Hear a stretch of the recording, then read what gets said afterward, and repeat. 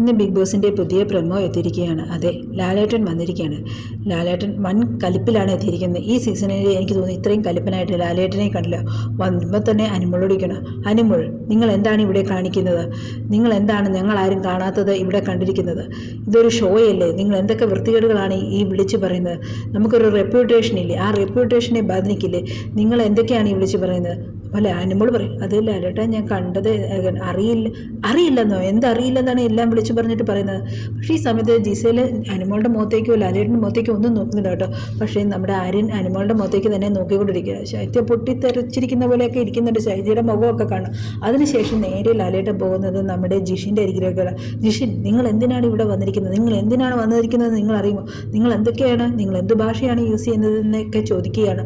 അതിനുശേഷം നേരെ നമ്മുടെ മസ്താനിയുടെ അടുത്തേക്ക് പോയിട്ടോ.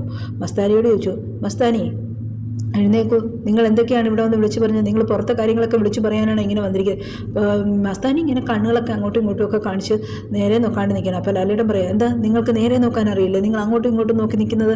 എൻ്റെ മുഖത്ത് നോക്കി സംസാരിക്കും, നിങ്ങൾക്ക് മുഖത്ത് നോക്കി സംസാരിക്കാൻ അറിയില്ലേ എന്നൊക്കെ പറയുകയാണ് കേട്ടോ.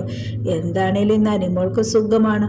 ഓണത്തിൻ്റെ ആഘോഷത്തിൻ്റെ സകല കേടും തരുന്ന വിധത്തിൽ ഇന്ന് ലാലേട്ടൻ കൊടുത്തിട്ടുണ്ട്. അത്രയ്ക്ക് കലിപ്പനായിട്ടാണ് ലാലേട്ടൻ വന്നിരിക്കുന്നത്. ശരിയാണ്, അനിമോൾ പറഞ്ഞ കാര്യം ആരും കണ്ടില്ല എന്ന് പറയുന്നത്. പക്ഷേ നമ്മളാണെങ്കിലും കണ്ടതാണ് ബിഗ് ബോസ് കാണിച്ചപ്പോൾ. പക്ഷേ ഉമ്മ വെക്കുന്നത് കണ്ടിട്ടില്ല, ശരിയാണ്.